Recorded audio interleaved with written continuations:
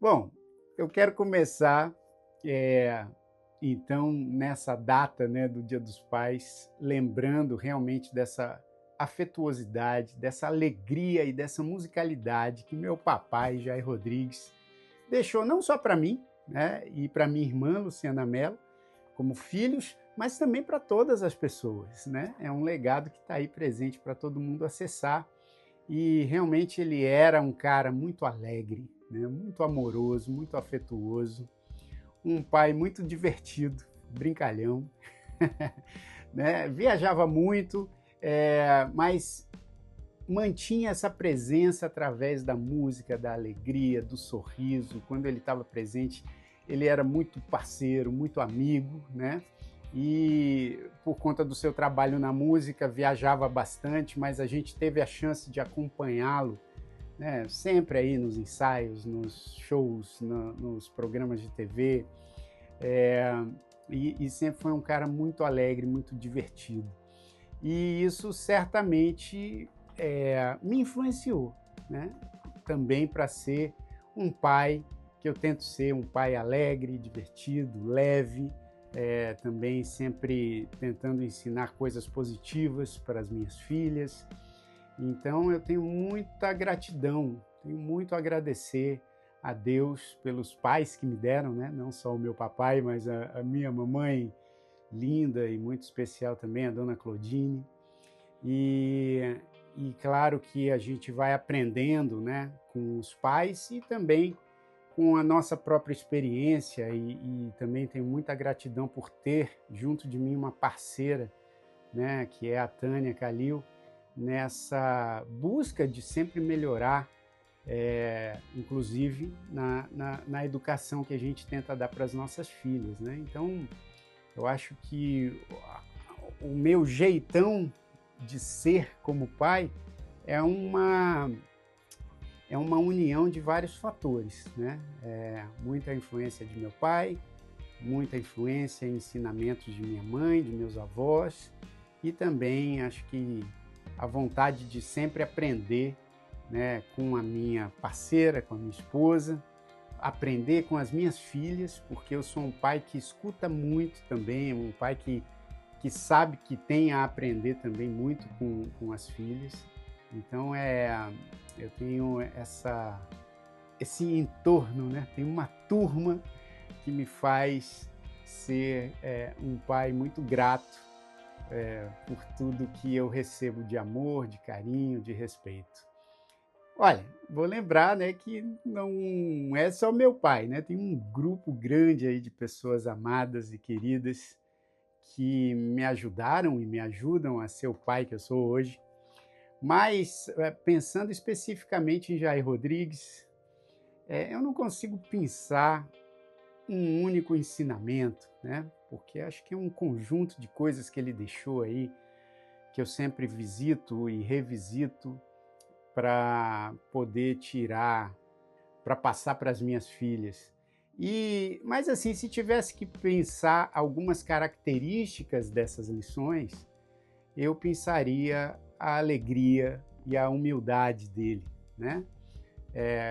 Porque isso acho que era uma marca registrada de Jairzão, né? Esse sorriso, essa alegria, aliada à humildade, né? Que ele sempre tratava todas as pessoas com muito respeito, com muita dignidade, e sempre com um sorriso largo, né? Isso eu sempre admirei, sempre gostei muito de perceber essa humildade no meu pai, essa alegria, esse comprometimento com a alegria, né? Sem dúvida alguma, é uma das pessoas mais alegres que eu já conheci na vida, né? Ele tinha muita gratidão pela vida, então, cara, eu não me lembro de vê-lo acordar de mau humor.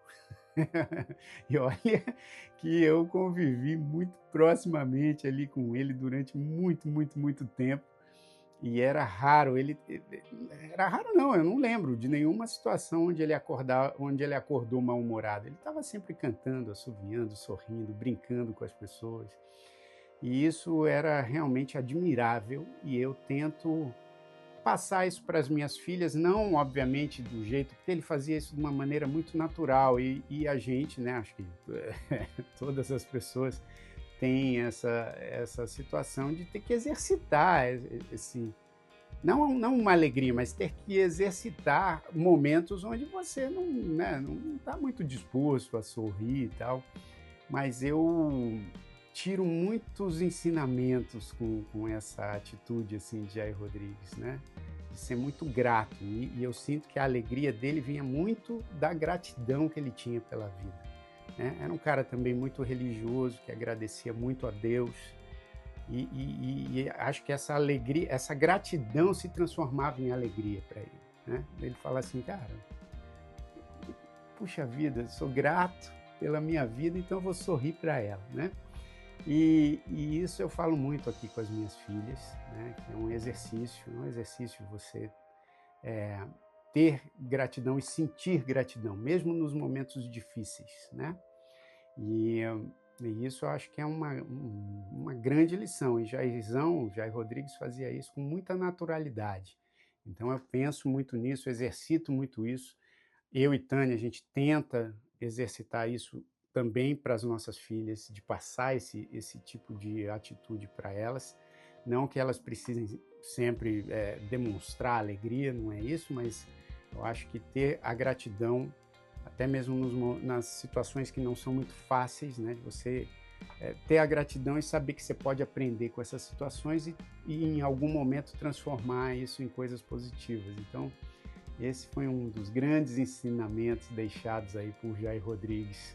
Olha, é um aprendizado contínuo, né? Então é difícil também dizer o que mais eu aprendo, porque eu estou sempre aprendendo. Eu acho que um negócio aí é você se abrir para aprender, né? Porque a gente tem, às vezes, essa noção de que você é pai, você é o adulto, você é o responsável, então você só tem a ensinar, né? Que você tem muito pouco a aprender com seus filhos. E eu acho isso completamente equivocado. Eu acho que você pode aprender diariamente com seus filhos, além de ensinar também, né? Mas eu acho que quando existe a disponibilidade da troca, né, de você entender que você vai aprender muito com seus filhos, se você parar para escutar, se você parar para ouvi-los com atenção, você pode tirar grandes ensinamentos das situações e, ao mesmo tempo, ensinar, né? Então, isso eu acho que é o maior aprendizado que eu tenho na paternidade, né? É de estar aberto para aprender também. Então, a gente segue aprendendo diariamente. As nossas filhas aqui, né, já estão ou passando pela adolescência ou no finalzinho da adolescência, né? Porque a nossa filha mais velha, a Isabela, já é uma mulher adulta, né? Acabou de fazer 18 anos e a nossa mais nova, a Laura, vai fazer 15. Então a gente aprende muito uns com os outros aqui, a gente se abre muito para conversas, né? Para ouvir um ao outro aqui. Então esse é o maior aprendizado que eu tenho com a paternidade, é de você, e não só com a paternidade, acho que com a vida, com os relacionamentos, né? De você entender que você tem muito a aprender sempre, né? Se a gente se coloca na posição de que tem a verdade absoluta e que essa verdade não muda, isso acaba endurecendo as relações, né? E aqui a gente valoriza uma relação mais maleável, mais amorosa, mais compreensiva. Então, eu estou sempre aprendendo aqui novos jeitos de ouvir, novos jeitos de captar novas mensagens, novas situações. E as minhas filhas me ensinam muito e eu tenho também a maior gratidão por isso. Olha, e não é só a Isabela, não. A Laura também, né? Tem uma veia artística muito forte. A gente vira e mexe posta aí. Ela tem uma aproximação maior com a dança, né? Ela se expressa lindamente através do corpo. e gosta muito de dança, gosta muito de teatro também, gosta muito de música, né? Porque as duas, tanto a Isabela quanto a Laura, desde pequenininhas que vêm, inclusive participando dos álbuns dos Grandes Pequeninos, né? No primeiro, obviamente, não, porque a Isabela era muito bebê, a Laura ainda nem tinha nascido, mas a partir do segundo álbum dos Grandes Pequeninos, e a gente acabou de lançar o quarto álbum, né, chamado Canta Brincando, elas sempre também cantaram, né? Sempre se envolveram aqui, porque estão sempre vendo como que eu crio as músicas, na hora que eu vou gravar aqui no estúdio. Então elas estão sempre presentes e acabam participando bastante, inclusive do processo todo, né, dos Grandes Pequeninos, não só dos álbuns, mas também dos espetáculos, dos conteúdos que a gente faz para o nosso canal do YouTube, que é o youtube.com/Grandes Pequeninos, para as nossas redes sociais, enfim, elas têm esse interesse artístico para se envolver com esse projeto nosso, né, que é o projeto familiar dos Grandes Pequeninos, e agora também a Isabela já há um tempo, né, vem fazendo aula de canto, vem fazendo aula de violão, e agora também está começando a compor. Então, eu, além, né, de tê-las, né, participando no projeto Grandes Pequeninos, no meu disco que eu lancei no ano passado, em 2024, que é o Tecoá, eu acabei convidando a Isabela para cantar uma das músicas comigo, uma música chamada Vem Logo. E ela fez essa participação, aí sim foi a primeira participação num álbum meu solo, né, adulto, e foi muito legal, ela curtiu muito, ela tem cantado, né, em vários eventos aqui, tem inclusive participado de ações muito bonitas, né, cantando em eventos em creches, em orfanatos, em casas de repouso por aqui. Então, é muito bonito ver como ela também se entrega para ações sociais através da música, através da beleza da voz dela, da doçura da voz dela. E as pessoas ficam realmente encantadas, não só com esse envolvimento dela com a música, mas também com a disponibilidade dela de colocar essa música a serviço da alegria das pessoas, né, do conforto das pessoas.